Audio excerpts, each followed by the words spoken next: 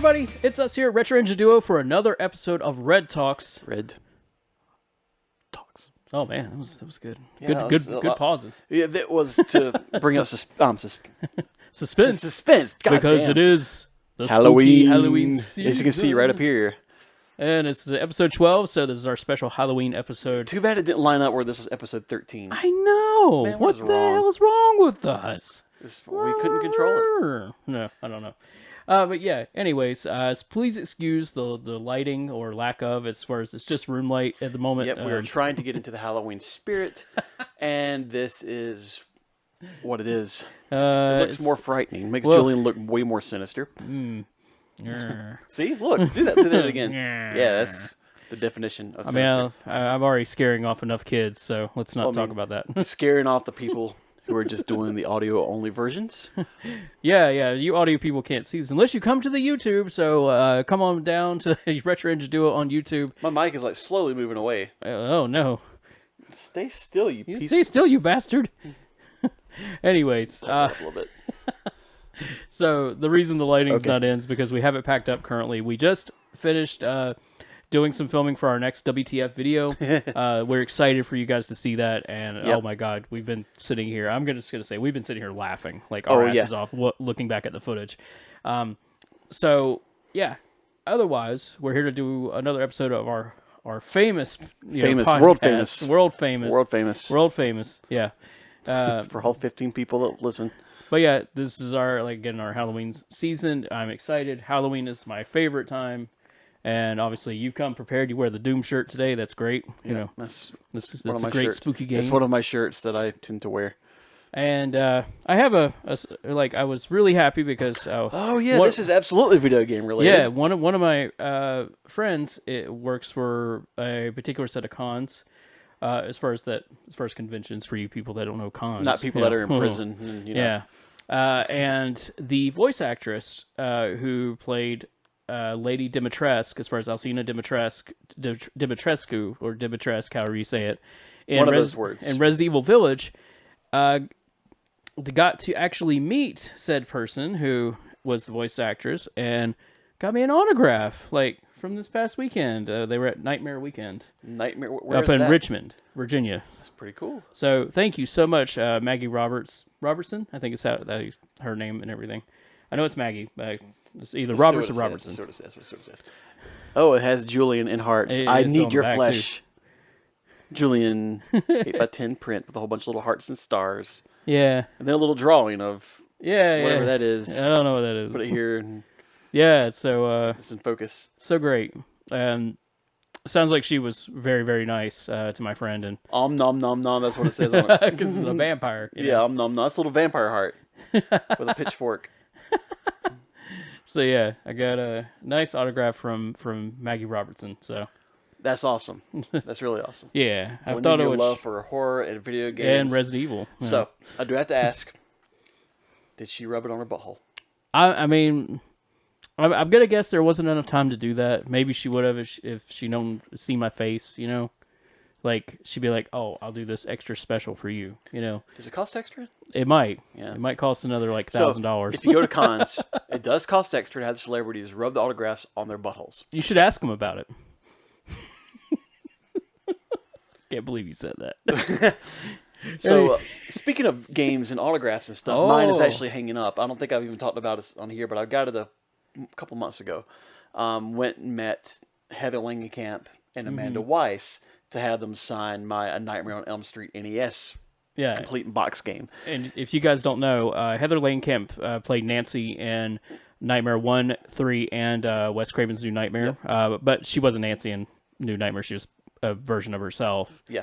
And she's like the most recognizable final girl in that whole series. Yeah. And then Amanda Weiss was Tina in the first movie. Tina. She's the one that you follow at the very beginning. And yeah, that's awesome that you got that signed by them. I got along them with Robert England. Yeah, Robert England's on it. I'll have to show it one of these days. Yeah. Next podcast, hold me to it. I'll show it. But I'm always like Robert England signed it. Welcome to Prime Time, bitch. Welcome to Prime Time, bitch. Of course, which is great. It's great. I mean, I didn't think you would do the Power Glove thing that he I does. He wondered does if, in Freddy's I'm playing Dead. with power. I thought he was No, going to I'm do playing that, with power. considering it's a Nintendo game, but Yeah. he didn't. He didn't. And so I did ask Heather Langenkamp. I'm like, hey, she had a whole bunch of like phrases that she would sign on a piece of paper, like choose one.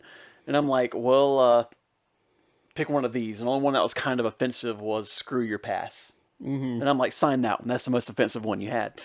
And she's like, God, if you wanted something offensive. And then after she signed it, she's like, why didn't I say beam the fucker? And I'm like, why didn't you? I really wish you would have put that on there instead. I really wish. So here we are, and I have a NES sign that does not say beam the fucker. Yeah. And I am extremely A upset. little upset. Yeah. I cry myself to sleep. So, speaking of, and we'll get into this new segment here. Speaking of what future upsets because of how many people have tried to pre-order their games and their systems. Well, their systems only, their systems. Analogue. Holy shit. Analogue threw a fucking curveball today. Like, I think it was today or yesterday, like, as far as when they announced this. So by the time you guys see it, it'd be like a week. It's going to be a little while, yeah. But Analogue, who we actually did a video. You should go check it out. It's here on the YouTube. And for your audio people, come to the YouTube channel, Retro Ninja Duo. It's a straightforward review. Yeah, I do an unboxing of the Analogue Pocket, which is their Game Boy and Game Boy Advance player, which was great. Real fun console. I actually go through and tell you the good things and bad things about it. Which not many bad things. I have little nitpicky moments in there. But they announced a new console, as far as a new FPGA console that they're going to be releasing, and I think this is their biggest yet. For me, I mean, I love the Sega one. I think Zach actually had one of those. Yeah, which is the Mega SG. Yeah, for those of you that don't know Zach, he was one of our friends here that pretty much came in when we started the channel. And he sat in for a lot of streams with us and pretty much put forth some ideas and things like that. And he will be starring in one of our upcoming WTF episodes. Nice. Yes. I mean, him being the biggest Sega nerd I've ever met, it will be for the Sega Nomad. Oh. So putting it out there. Next, but yeah. Yeah. But I was excited, to have, what was that, the Analog NG? Was that? Yeah, the Mega SG. Mega SG, sorry. Yeah.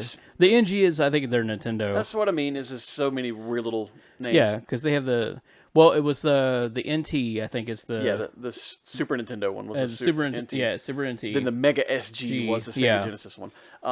Now, I'm a big Nintendo fan, big Super Nintendo fan, and big Sega fan, but this next one... Holy crap. I was not expecting this. I would think that the next one would have been... I think a lot of people were hoping for Neo Geo. I think that was some of the consensus I was reading online. I mean... so it's not Neo Geo. What good would that do, though? I mean, if you're going to play the original cartridges, those things are starting a couple $100 a cartridge. Yeah, this is true. I don't think that would sell that well. It would appeal to... The hardcore collectors. 20 or 30 people. I mean... We collect game stuff. Okay, we collect game stuff. Have you ever seen a Neo Geo in person? Oh yeah, like a couple of times. I'm talking about the Neo Geo AES. Yeah, I mean, like maybe in the box behind a case that I couldn't afford, because they're crazy expensive. I've never seen one in person. I know I've seen the I've seen the Neo Geo X, the little yeah. handheld that goes inside of it. I've seen those, but I mean they're like a little handheld that has a casing that looks like the Neo Geo AES, but I have not seen an actual. Yeah, like the MVS like kind of deal and all that. Yeah, well, I mean the MVS stuff. I mean, people will get adapters. Yeah. To play the AVS games. What we're referring to, the Neo Geo AVS is a arcade cabinet. I'll put it here on the screen for you guys. But it's an arcade cabinet that it's a brilliant thing. Yeah. But it had cartridges. About double the size. They're huge. About double the size of about two VHS. Yeah, they're games. like this and about like that. Like they're big for a single game. But you can actually hook four. I think it was 4. Most of them are 4. Some of them are 6. Yeah, the 6 ones in obviously the cartridge cost more. and change out the games the arcade is playing. You'll see them around still. Like they're the red like candy striped cabinets. As far as that, literally say. Neo Geo MVS. And the marquee usually has multiple games. Yeah, that you can like slide out. Yeah. But what I'm getting at is these cartridges that are made for the arcade machines are way less expensive than the actual Neo Geo AES, which is the home console version. Yeah, way less expensive. yeah. I mean, there's some of the games for the Neo Geo AES. We'll say Neo Geo. What, like over 100? Oh God, $100 is like probably 300. Thousands. Yeah, some of them Thousands get of up there. dollars. I'm going to look it up just because it is interesting. Yeah, I mean, but otherwise, if Analog did a Neo Geo, it would have to be something that was already preloaded with the games, because otherwise, trying to collect for that level would not sell that well. No, I mean, as far as for the console. And so Analog came out of nowhere and really gave us something we've been wanting for a while. Yes. An FPGA Nintendo 64 console, like that can do a 4K output.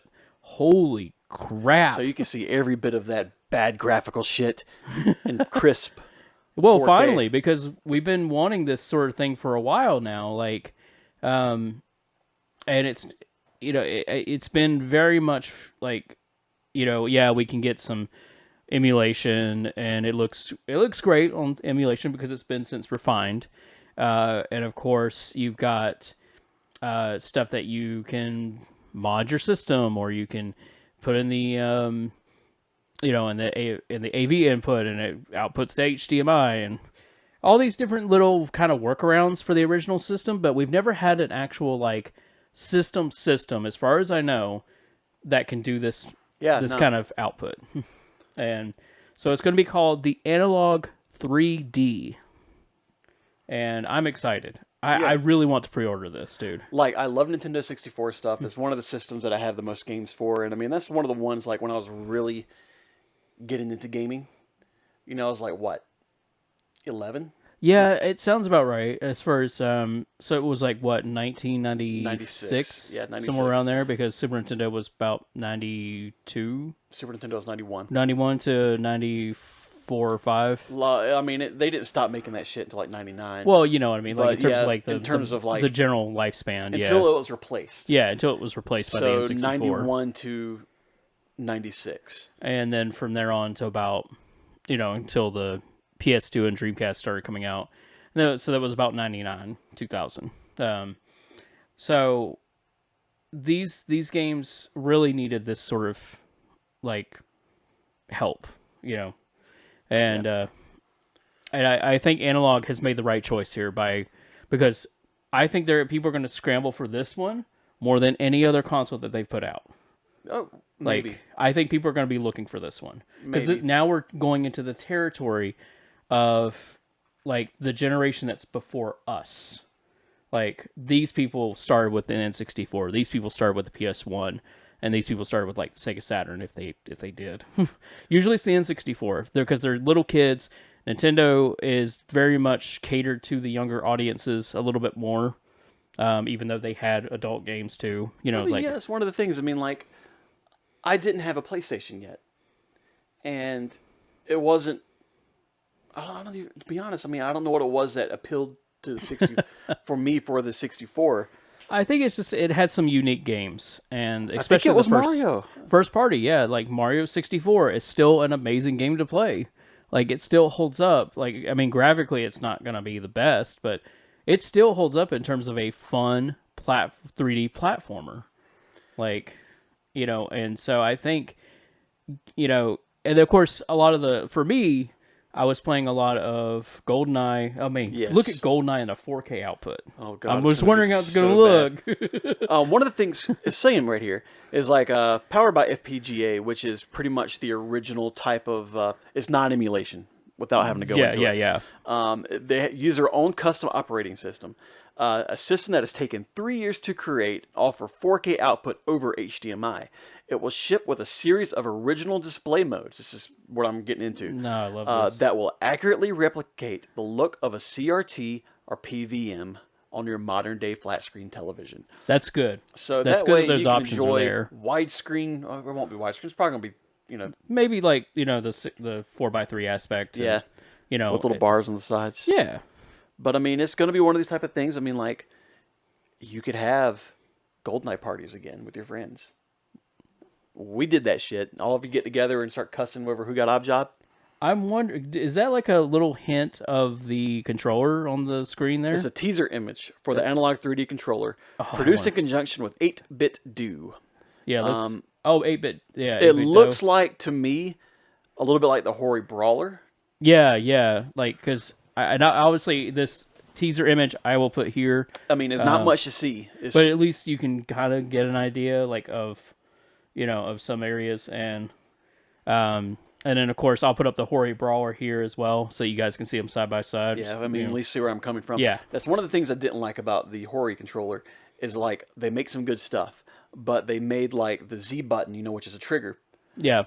in the position of, like, the shoulder buttons. Of, I like, liked it L2 being and behind. R2. Yeah, that's why I never Like, bought as a one. trigger, like... I hope they went the route of the original. And you can plug in your original Nintendo 64 controllers into this as well. Oh, wow. But this okay. is being offered as, like, I'm assuming, like a Bluetooth compatible. Like a nice, like, wireless offering, because, the original 64 controllers are all wired. Yes. So that makes sense that they would have this as an option and not like a proprietary, like you have to use this. Yeah, they didn't come up with really good wireless controllers until the Wavebird. So what else do we have here about the Analogue? I think it's supposed to come out next year, is what it is. What they were saying, 2024. It does say this. It said Analogue has noted that unlike its portable stablemate, the Analogue Pocket, which is the one you did the review for, Yep. the Analogue 3D will not support the company's open FPGA platform, so do not expect to see a flood of different community-made cores for the system. I kind of wish they would have kept that open. I mean, if they wanted to, and they got a lot of backlash, I'm sure they can do like a firmware update. Maybe, yeah.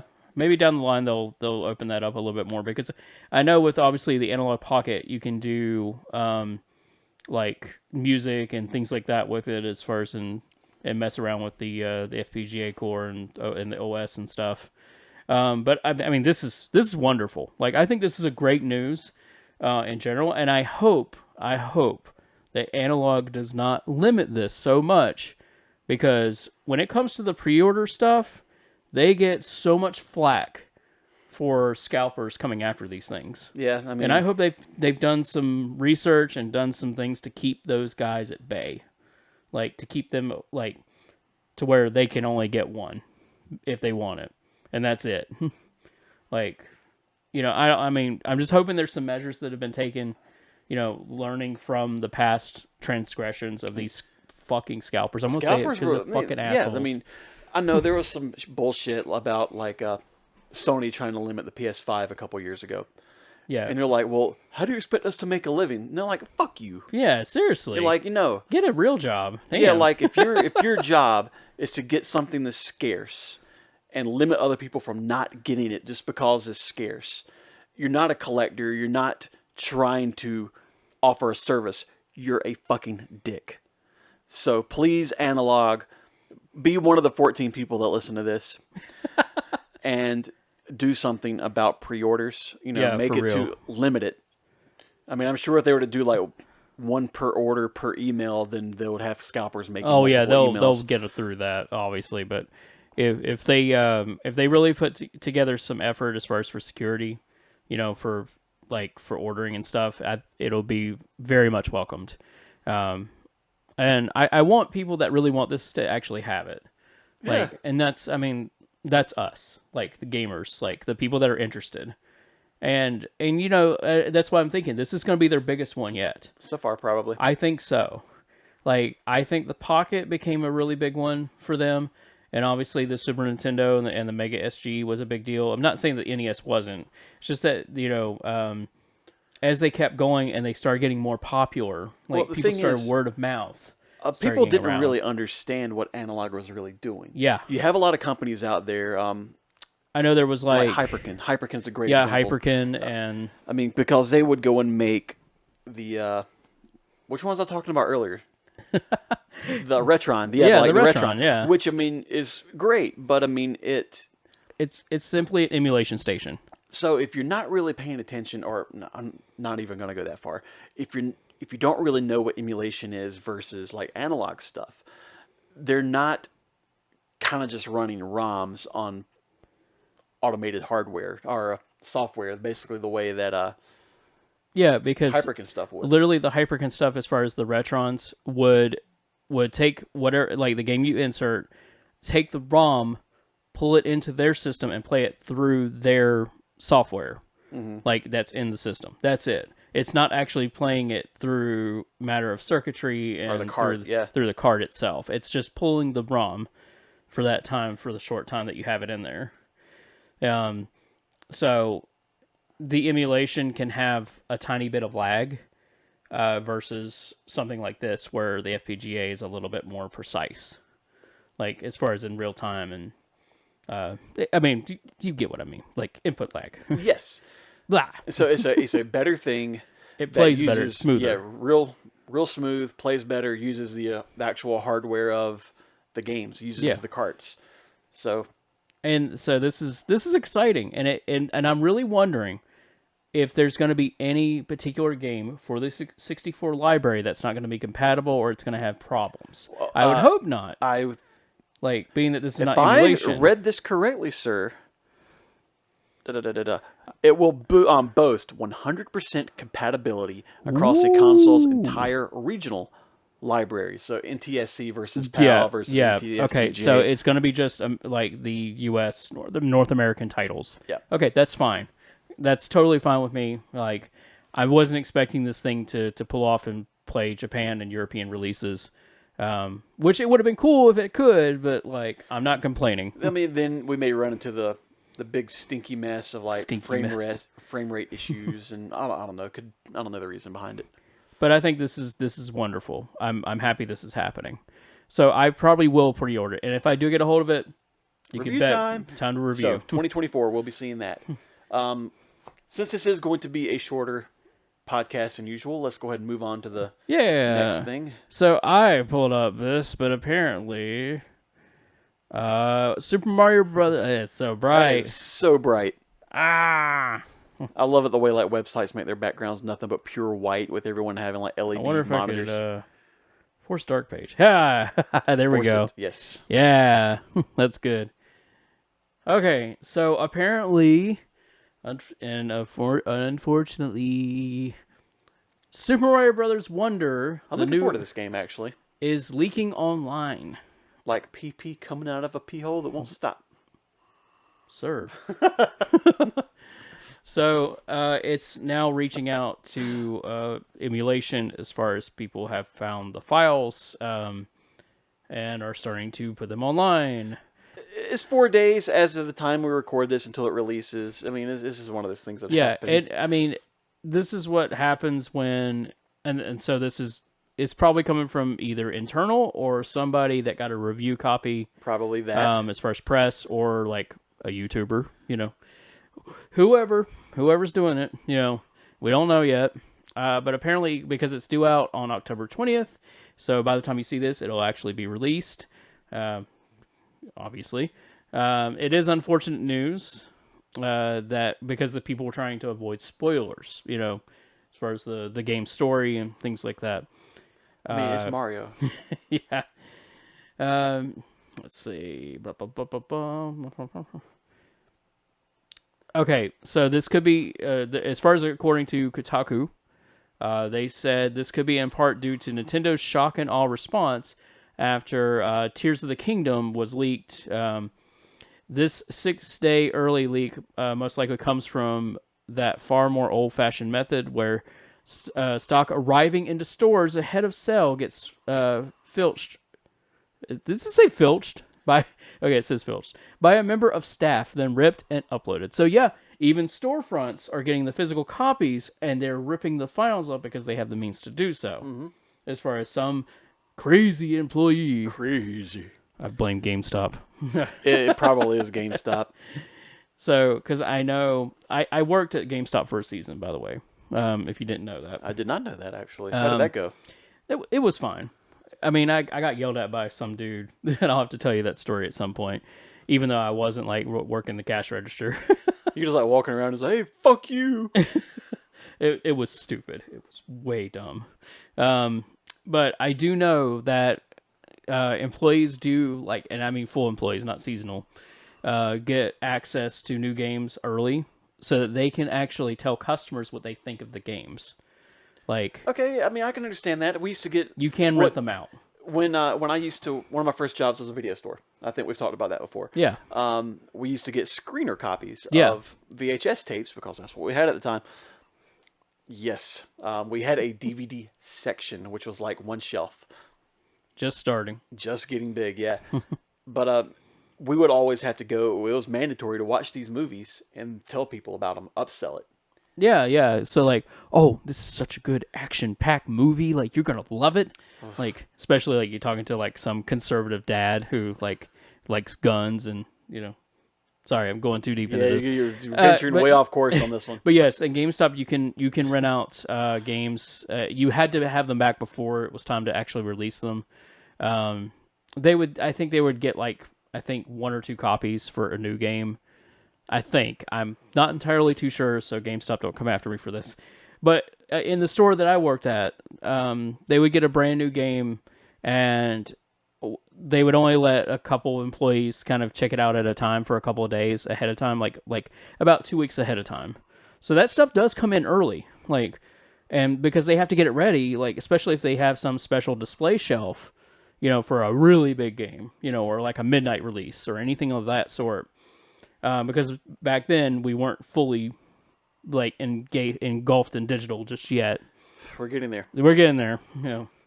So yeah, I have no doubt that this is like something like a GameStop or Walmart or somewhere like getting a copy of this and uploading it online. So and especially with Nintendo's track record of how they've responded to things like this, it could be malicious, like in intent. I mean, not everything is. No. But it really could be. I mean, it could just be people like, hey, we got this earlier, let's put it out there. Yep. And, of course, they were talking about here on the Kotaku record, on the deal that we're able to replicate. Like, PS3 and Xbox 360 is making headway in terms of emulation. And early, like, mostly non... they're working on PS4 and Xbox One, like kind of getting caught up. And I know there's ones for Switch. I've seen them. Yeah. I've definitely seen them. They're not like the best, but you can still play a lot of the games. That's crazy. Yeah. So I mean, it's just funny, like to have the computer you would have to emulate PS4 stuff, and it's saying right there that Xbox One emulators don't exist yet. But to emulate PS4 and Switch stuff, you have to like this big, massive computer just to fake the circuitry to make it. Just buy the system. It's way cheaper. Yeah. Way cheaper. So we're just telling you this as not a like you should go look for it. Like go find it, download it, or just steal it. Do that. Just saying, if you're trying to avoid any kind of spoilers about the game. This is what's happening right now, as far as in this obviously when the game comes out, it's not going to matter, which is going to be after this podcast is out. So this is things that are going on right now. Yeah, and I mean, spoiler alert: Mario probably tries to go from left to right. Okay, trying to make it to the end of the level. There you go. What? Okay, that's what happens. I just have to put this in here just to. Why? I don't know why. Okay, whatever. If you want to talk about that. Okay, so apparently Microsoft Flight Simulator DLC adds dune buggies. Who needs planes when you can hit the dunes in a sweet new all-terrain vehicle? What? What's the point? It's called Flight Simulator, but Juice Goose, is that what? Yeah, it's called the Juice Goose UTV. Oh god. Why? Yeah, the idea is that the players can explore the massive open world of Flight Simulator from the ground level via a new vehicle. So I guess if you want to drive up to your old houses or something, I guess now you can. Because I know in the recent Flight Simulator, it's doesn't it pull like information from like Google? I think it does. Like Google Maps? It's so taxing. Like I think Earth? they use like some satellite imagery and stuff, and to make it as accurate as possible. Okay, we need to put our laptops together and make them be able to run Flight Simulator and then try it. I think your laptop can. We should crash a plane at your house. Yeah, my old house. I don't want people knowing where I am now. That's bad. Especially, if later on this gets popular somehow. 14 people will listen to it then versus 13. Wow. The numbers. But is there anything else we need to go over? Let's see. Well, I mean that's about what we just talked about. Oh yeah, so GTA Online has a new Halloween update, and we wanted to at least, we definitely are going to play it ourselves because we really want to. We like doing the Halloween stuff. We did it on a live stream, which I'll show a clip here.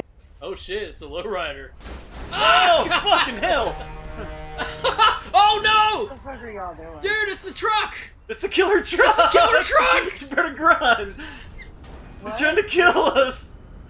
One of the things that I proposed a couple weeks ago, whenever we just got bored and played GTA, was us to both start with new characters with nothing at the exact same time and try to work our way up together. Yeah. These characters will be reserved for just this. Like the adventures. The adventures of us. We won't go and like, hey man, I just bought the new Deluxe, so hey man, I just bought the new Oppressor Mark II. No. I'm a griefer. No, it's it's just for us to kind of just work our way up. I mean, we don't, God knows I'm not good enough to grief anybody. I mean, you might be. I mean, I don't know. But anyway, so Grand Theft Auto Online, which is still running, has a new update as far as for the Halloween season. Unleashes ghosts across the world of Los Santos, letting players track down and photograph them for rewards. It was UFOs last year. Yeah, last year it was UFOs. And one of these ghosts might look familiar if you played GTA 4's Lost in the Damned DLC. I didn't. Every October for years now, GTA Online has enjoyed an influx of spooky new game modes and creepy secrets to celebrate the Halloween season. Last time it was Killer Cars and Aliens, which... Killer Cars! That was fun. Yep. And this year, Rockstar has added 10 ghosts to the online crime sim and tasked players with photographing these haunting spirits. One of these phantoms is returning GTA character Johnny Klebitz, making real an old GTA urban legend. I don't know enough about it to really say what that is, but I do love that. I do love the freaking car. Yeah, we're gonna have to get that. Yeah. I hope we can. So some people have gone through and done all the, which of course it doesn't really take that long to do these. Like it didn't for us when we did our live stream of it, as far as looking for the pumpkins at the houses and stuff. We did look it up though. I will admit we were like, okay, where are these things at? So apparently there's a 10th ghost and all that, which is the Johnny Klebitz, and he's supposed to be way different and stuff. So we'll get to that when it comes time, as far as for me and him to play it. But yeah, we figured we'd tell you about it in case you haven't played GTA 5 online in a while. So go check it out. Yeah. Halloween season's always fun on GTA the Online. Spooky season is always great. Yeah. And we hope you guys are having a great Halloween this year. We hope you'll be safe, and we hope that you'll have some great candy. If you are not diabetic like me. I mean, there's diabetic candy for me too, so there you go. I know you like your Werthers. Yeah, my Werthers are good.